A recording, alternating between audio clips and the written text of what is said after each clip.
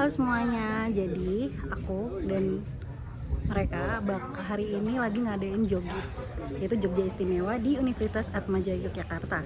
Nah, hari ini kita tuh bahas banyak banget, mulai dari sejarah berdirinya Yogyakarta, terus tentang unggah-ungguh Yogyakarta, dan juga kita belajar praktek nari. Nah, sebelum kita masuk ke keseruan kita hari ini, aku mau kenalin dulu ke teman-teman aku. Izin.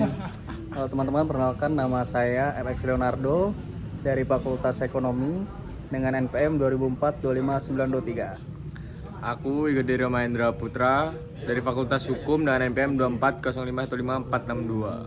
Ya, jujur. Nama saya Rosario Maikentet Hall dari Fakultas Hukum dengan NPM 2205147776. Halo, kenalkan aku Billy Dekris dari Fakultas Ilmu Komunikasi dengan NPM 2209080074. Bab. Zang. Nama aku Dinda Mara Kristardis Goa, NPM 2101186662 dari Fakultas Teknik Arsitektur. Kalian pasti penasaran kan apa kegiatan kita hari ini? Jadi ikutin terus ya. Yogyakarta adalah kota yang lahir dari sejarah dan nilai kehidupan. Kota ini berdiri pada tahun 1755 setelah perjanjian Giyanti yang membagi kerajaan Mataram.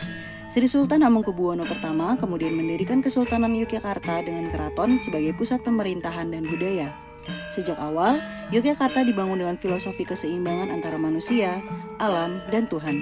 Nilai ini tercermin dalam kehidupan masyarakatnya, termasuk lewat unggah-ungguh atau tata krama. Unggah-ungguh mengajarkan sikap sopan, rendah hati, dan saling menghormati dalam tutur kata maupun perilaku sehari-hari. Berbagai wujud budaya seperti bahasa, tradisi, hingga seni, termasuk tari, menjadi bagian dari kehidupan masyarakat Jogja. Itulah yang membuat Yogyakarta dikenal sebagai kota yang hangat, beretika, dan syarat makna. Harapannya itu cintailah budaya yang kita miliki.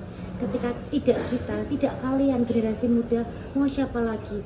Jangan menjadikan warisan budaya tak benda itu menjadi warisan budaya tak ada yang nantinya. Dan itu akan sirna, akan punah. Apalagi ketika nanti diambil sama orang lain, sakit nggak? Sakit kan? Untuk itu terus yuk, meskipun susah, tapi itu adalah awal. Cintailah, sukailah dulu. Ketika kita tidak suka, kita tidak akan bisa memiliki itu semua. Semangat pokoknya. Yang pertama adalah mungkin anak muda itu sekarang harus mengenal budaya Jawa itu selain di Jogja, mungkin di daerah-daerah yang lain itu ada mempertahankan budaya kita agar tetap terjaga, karena semakin banyak anak muda yang lebih suka K-pop, hip-hop, dan lain sebagainya kan seperti itu. Jadi untuk pembelajaran ini biar anak muda sekarang juga memahami, mengetahui bagaimana tradisi kita yang adiluhung istilahnya itu dari nenek moyang kita lestarikan sampai sekarang, kita jaga, itu tetap terjaga gitu. Seperti itu.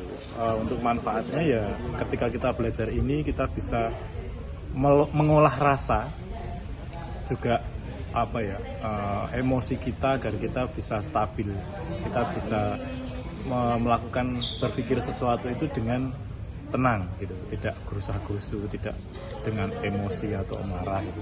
Karena di dalam tari klasik gaya Yogyakarta itu kan kita benar-benar menahan emosi kita untuk tenang, kalem, terus sabar kan gitu.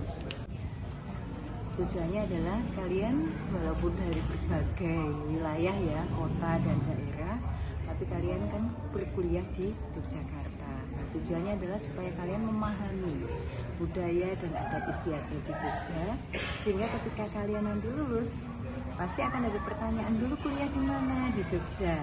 Nah, kalian punya bekal ya untuk menjawab pertanyaan, bagaimana dengan di Jogja, sudah pernah ke keraton, bagaimana dengan adat istiadatnya.